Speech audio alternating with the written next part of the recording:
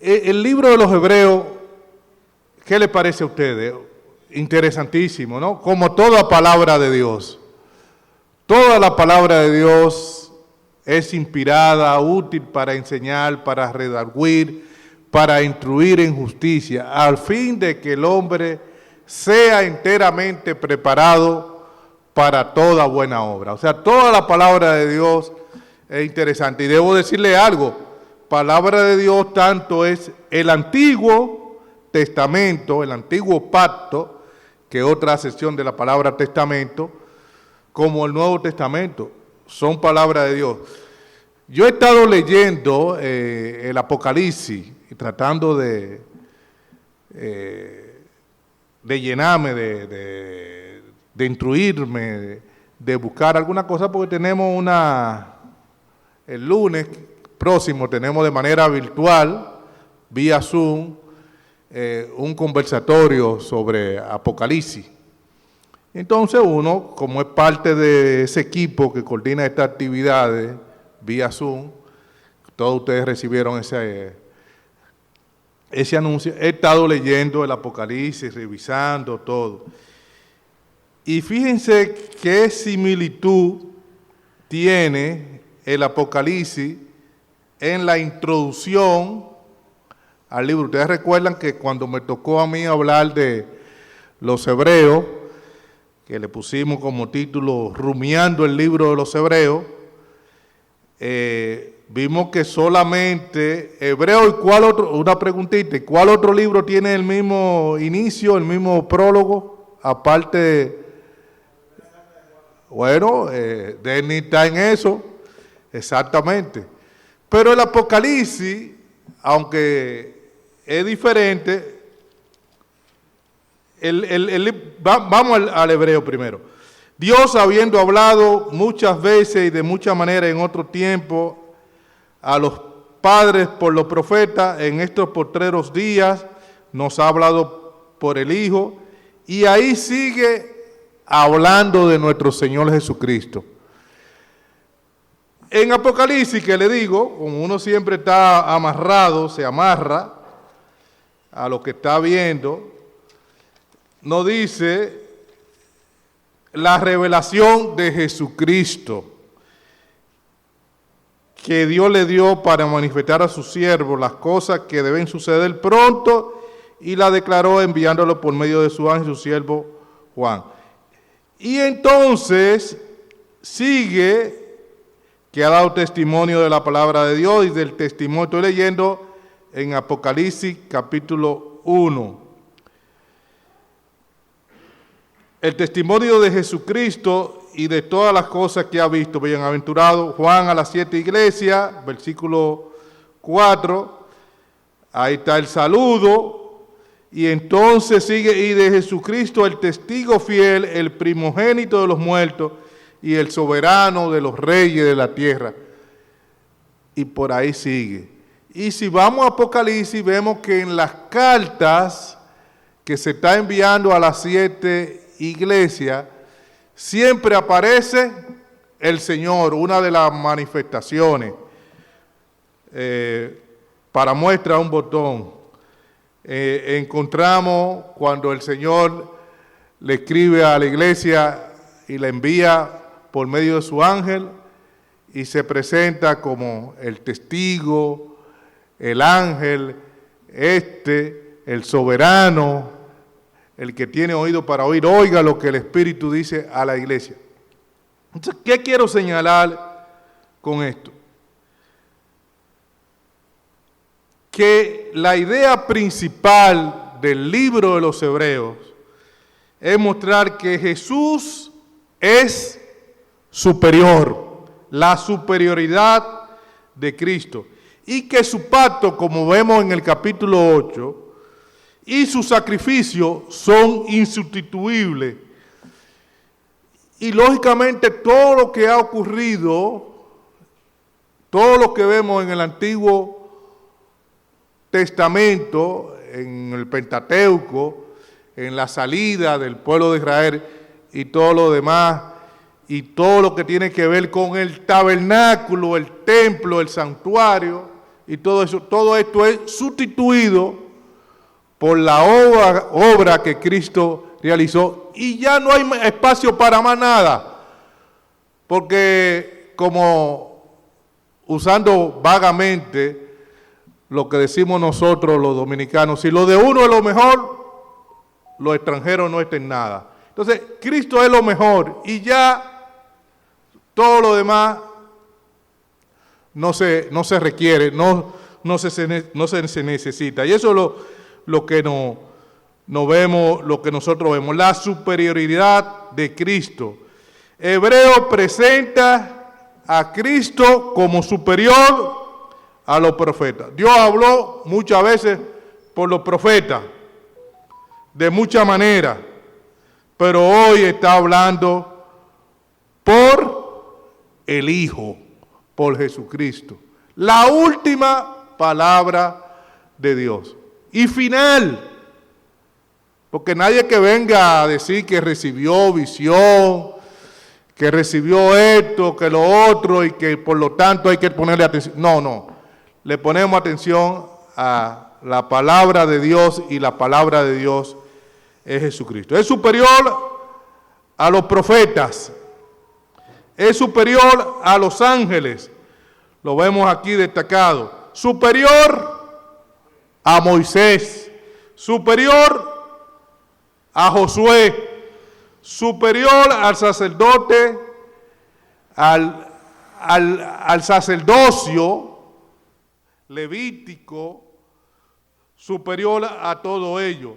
En cuanto al sistema de sacrificio que era impuesto, también el Señor es superior. Y eso es lo que nosotros vamos a ver. El sistema de sacrificio y el sacrificio también que el Señor hizo por nosotros. Entonces vamos de nuevo a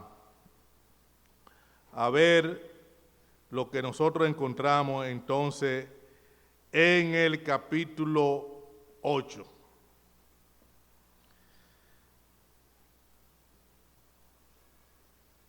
Si alguien quiere destacar algo de lo que hemos estado viendo en estos capítulos,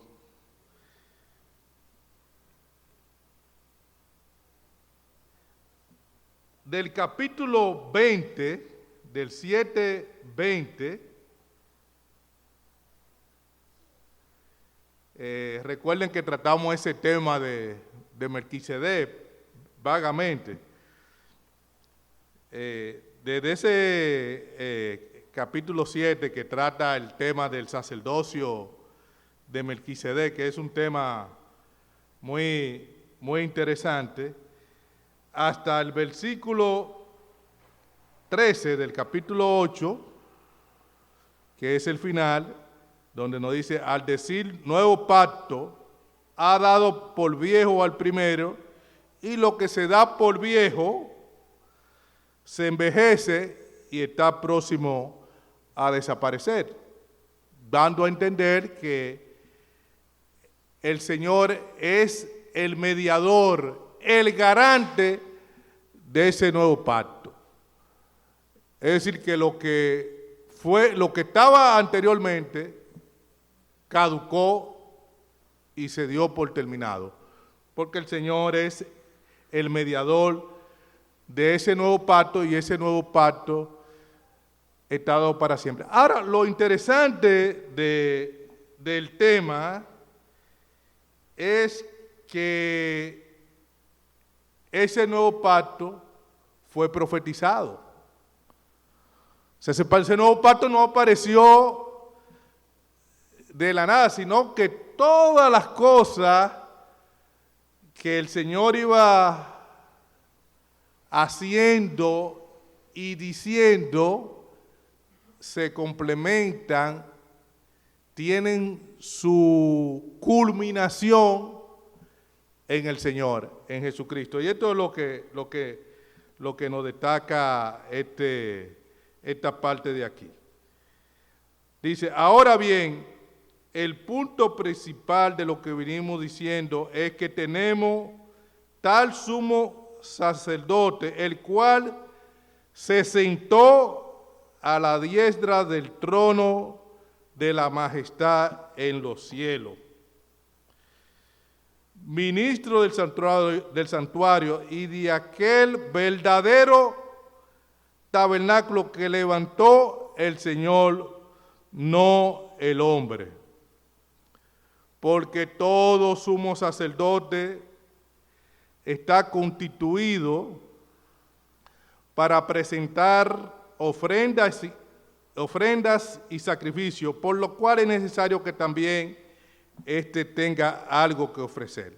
Así que, si estuviese sobre la tierra, ni siquiera sería sacerdote, habiendo a un sacerdote que presentan las ofrendas según la ley.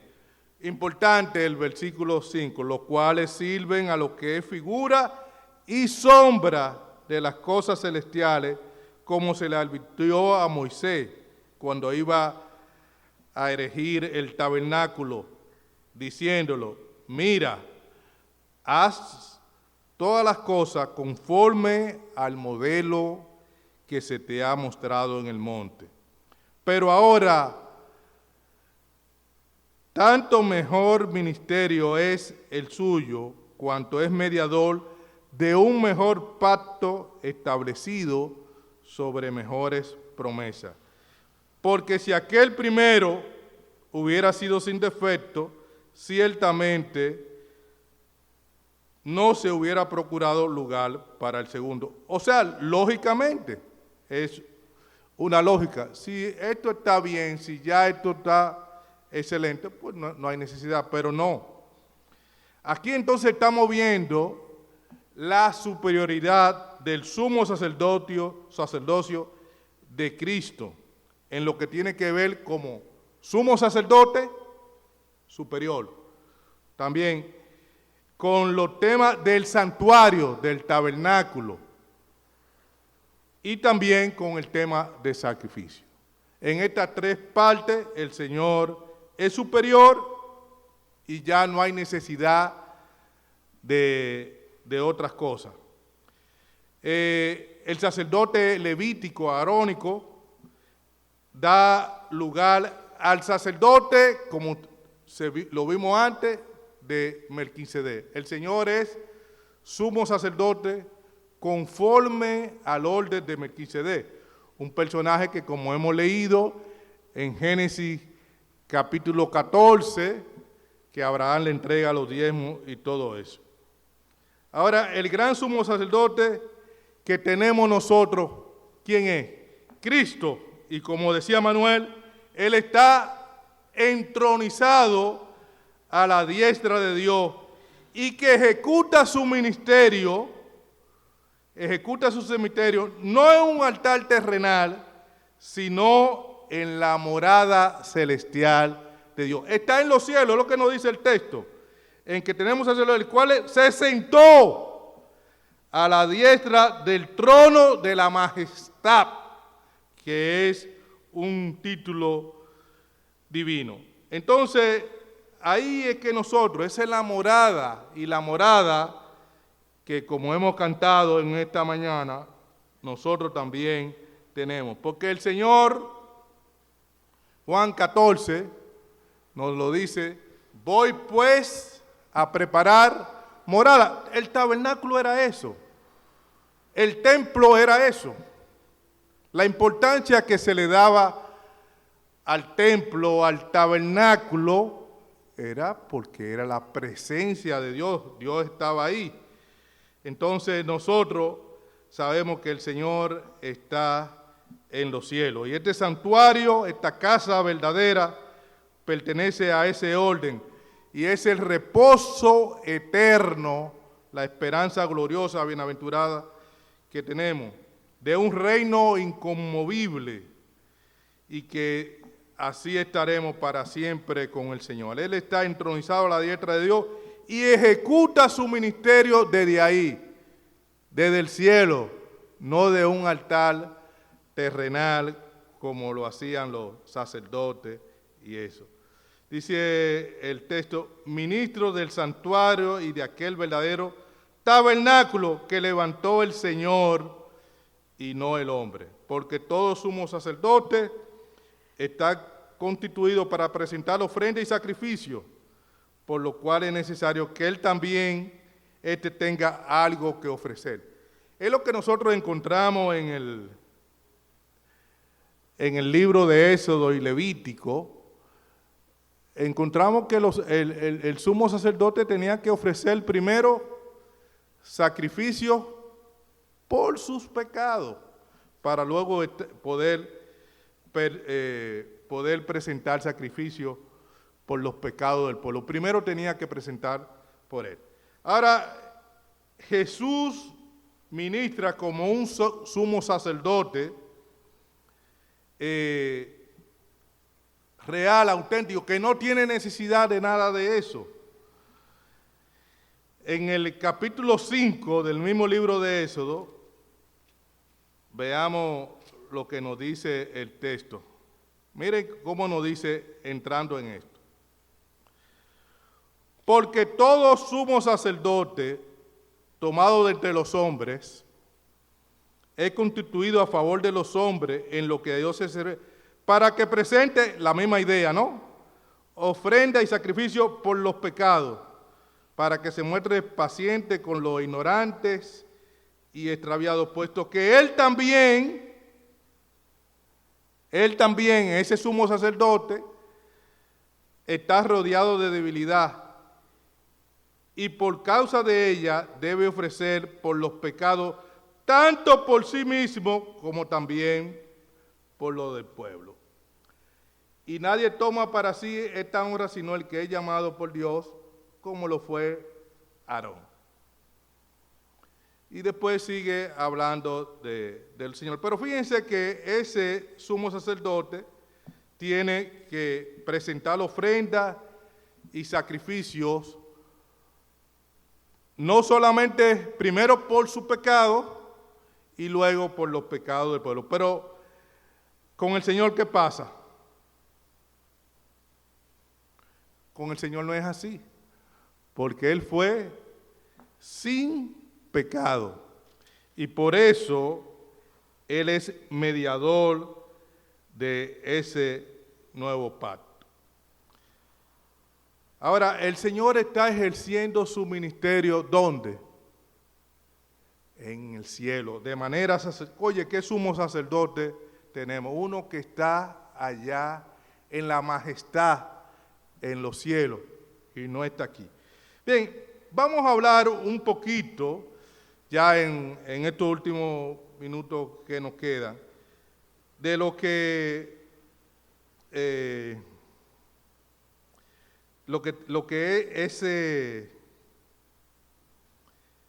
ese pacto, ese nuevo pacto, que es un tema interesantísimo, un tema que lo encontramos en los profetas.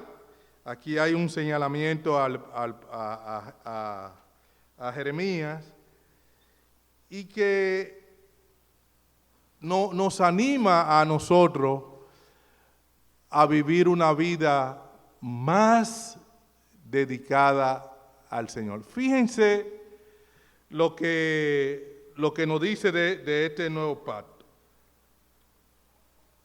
Que como leímos en el versículo 13, al decir nuevo pacto, ese nuevo pacto ha dado por viejo al primero. Si hay uno nuevo es porque ese nuevo está reemplazando algo que existía. Ha dado por viejo al primero, y lo que se da por viejo y se envejece está próximo a desaparecer. Y después sigue hablando el capítulo 9, porque el tema no se cierra ahí, pero simplemente vamos a introducir este nuevo pacto.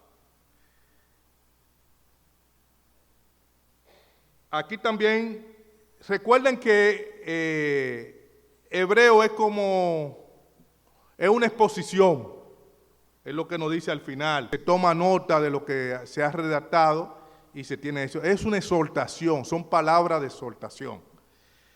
Entonces la persona está exponiendo todo el tema. Entonces dice, porque si aquel primero hubiera sido sin defecto, ciertamente no se hubiera procurado lugar para el segundo. La idea se repite en el sentido de que estamos hablando de algo nuevo y algo que está establecido y que ya no hay que hacer más nada. Entonces miren lo que dice. Porque arrepentiéndonos, dice, aquí vienen días, dice el Señor, en que estableceré con la casa de Israel y con la casa de Judá un nuevo pacto, no como el pacto que hice con su padre el día que lo tomé de la mano para sacarlo de la tierra de Egipto. Hay que leerse el libro de Éxodo. En el capítulo, la referencia dice Levítico 9:7, Éxodo 25:40. Hay que buscarse esos textos del libro de Éxodo para que veamos lo que es el pacto de Dios con Sinaí, el pacto mosaico. No como el pacto que hice con su padre el día que lo tomé de la mano para sacarlo de Egipto, porque ellos no permanecieron en mi pacto, y yo me desentendí de ellos, dice el Señor, por lo cual este es el pacto que haré con la casa de Israel. Este es el nuevo pacto. Seguimos leyendo. Después de aquellos días, dice el Señor, pondré mis leyes en la mente de ellos, y sobre su corazón las escribiré, y seré a ellos por Dios, y ellos me serán a mí por pueblo. Y ninguno enseñará a su prójimo, ni ninguno a su hermano, diciendo, conoce al Señor, porque todos me conocerán, desde el menor hasta el mayor de ellos, porque seré propicio a sus injusticias, y nunca más me acordaré de sus pecados y de sus iniquidades. Es interesantísimo, no tenemos tiempo para analizarlo todo, pero sí vamos a decir algunas cosas. Lo primero es que ¿en qué se diferencia este pacto de lo que el antiguo pacto del nuevo pacto? El primer pacto, Dios establecía unas leyes, unas condiciones, y el pueblo tenía que cumplirlas. O sea, había parte y contraparte. En este nuevo pacto, el Señor dice que no, que Él va a poner sus leyes la va a poner en sus corazones, y ellos me serán por pueblo. O sea, hay una parte en la que el pueblo, y esto lo podemos analizar más adelante, es una parte incondicional en la que Dios está haciendo todo. Dios es quien pone las leyes a través de su Espíritu Santo, las escribe, y no hay necesidad de nada, porque Dios es quien hace todas las partes. O sea, no hay una parte en la cual ustedes me dirán, ¿y cómo es eso? Bueno, eso es un tema para analizar, pero es lo que nos dice el texto. El texto nos dice que Dios escribe la ley en la mente de ellos, Él será por Dios, ellos serán mi pueblo, será propicio, es decir, va a pagar las injusticias, y Dios no se acuerda nunca de nuestras transgresiones. Cuando nosotros recibimos, entramos en ese nuevo pacto que Dios hace con nosotros. Dios nos perdona nuestros pecados pasados, presentes y futuros. ¿Y cómo es eso? O sea, la salvación es garantía de ese que nosotros estamos hablando. Por eso es superior Ahora, ¿quiere decir esto que tenemos una licencia para pecar y para vivir? No. Si usted hace eso, usted está diciendo que usted no forma parte de ese nuevo pacto. Porque dice que Él va a poner nuestras leyes en nuestras mentes y en nuestros corazones. Y ellos serán mi pueblo. Y que ninguno va a tener que decir, conoce al Señor, porque todos me conocerán. Por eso nosotros somos la comunidad de ese nuevo pacto. Y por eso nosotros podemos preguntarle al hermano, a este, al otro, porque todos tenemos el Espíritu Santo en nuestras mentes y en nuestros corazones. Y podemos decirle lo que el Señor hace en nuestras vidas. Y el Señor ha sido propicio para nosotros. Y dice que Él nunca se acordará de nuestros pecados. Él nunca se va a acordar de nuestros pecados. Nunca. O sea, no es como aquellos que dicen que yo te perdono, pero no te olvido. No. El Señor no se acuerda más de nuestras transgresiones. Él ha echado todos nuestros pecados al fondo del mar. Yo sé que es un tema para seguirlo tratando y de hecho no se acaba aquí. Fíjense que en el capítulo 9 él sigue hablando de ese nuevo pacto, de las ordenanzas y de todo lo que tiene que ver y de todo este trasfondo que es interesantísimo. Yo creo que para el mes que viene, Manuel, tenemos a Eduardo. Vamos a tener a Eduardo, pero tan pronto termine Eduardo, nosotros seguimos rumiando en el libro de los Hebreos. Así que el Señor nos bendiga y que estos estudios sirvan siempre, como estamos en el culto. Ahí está, tenemos que darle un saludo al caballerísimo que está con nosotros.